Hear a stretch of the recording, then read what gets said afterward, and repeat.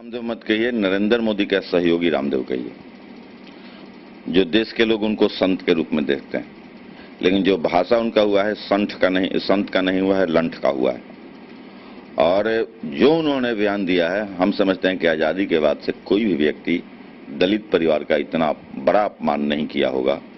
और इस पर अभी नरेंद्र मोदी मौन साधे हुए हैं। बिहार में नरेंद्र मोदी का वोट किसी क्षेत्र में नहीं है। 40 का 40 सीट राजद गठबंधन बिहार में चुनाव जीते कि उसी मोड़ पे आ खड़े हुए हैं। हम बात कर रहे हैं उसी शख्स की जो सारण का नाथ और बाहुबलियों का बाप नाम हुआ करता था। प्रभुनाथ। कहानी का यह मोड़ जब प्रभुनाथ सिंह को जेल जाने पे मजबूर किया, उसके पीछे उनके अपने ही लोग थे, उनके अपने ही शख्स थे जो उनके साथ दिन रात रहा करते थे, उनके लिए जीने मरने की कसम खाया करते थे।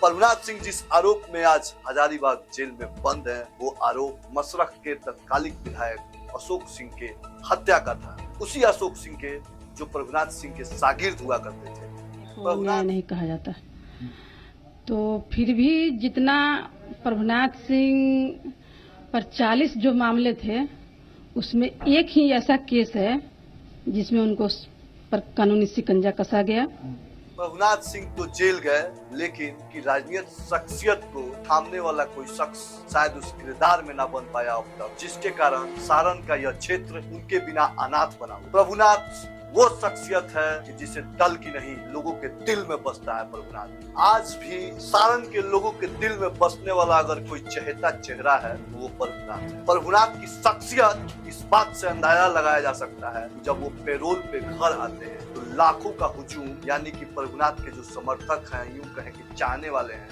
उनके लिए पलक छांव बिछाए उनके दरवाजे पे खड़े रहते। आज की जो परिस्थिति है ना, इसमें प्रभुनाथ की बहुत जरूरत है। जितने भी समर्थक हैं प्रभुनाथ के, उनका एक ही स्टेटमेंट आ रहा है, उनकी एक ही बात हो रही है कि प्रभुनाथ अगर होते तो आज ये दिन हमें नहीं देखना पड़ता।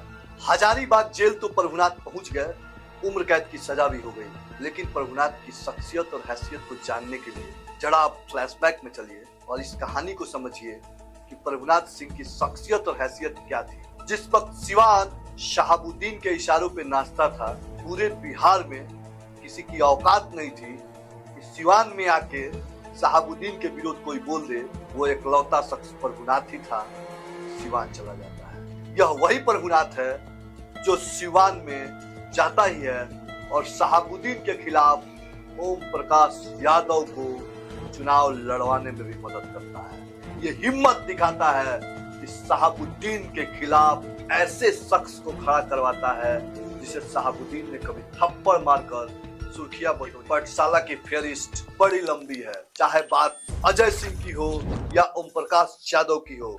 जिस वक्त सिवान में शहाबुद्दीन के गुर्गे अजय सिंह को ढूंढ रहे थे, उस वक्त प्रभुनाथ एक ऐसा शख्स था जो अजय सिंह को आश्रय देता है। आश्रय ही नहीं देता है, खुला चैलेंज देता है कि कोई आए और इनका बाल बाका करके चला जाए। आज प्रभुनाथ जेल के सलाखों के पीछे है। लोगों के दिल में राज करने वाले प्रभुनाथ लोगों के लिए जान देने के लिए भी तैयार रहता है।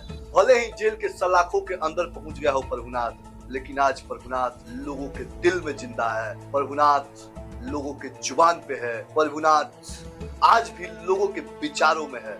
ये वो प्रभुनाथ है जो कभी नीतीश के साथ मिलकर बिहार की सत्ता चलाता था और जरूरत पड़ी तो नीतीश से भी अदावत शुरू अभर नहीं मिलेगा। नीतीश कुमार को हम जानते हैं और दिन में क्या करते हैं, हमसे भी कोई बात छुपा हुआ है क्या? ये वो प्रभुनाथ है कि इसे अपने दल नहीं, अपने लोग दिए। आखिर क्या हुआ कि प्रभुनाथ का राजनीतिक पतन शुरू?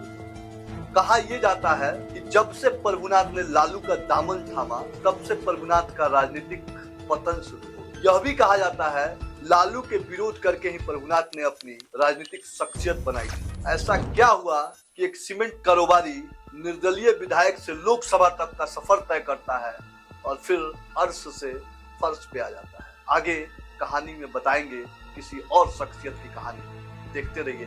Please like, comment.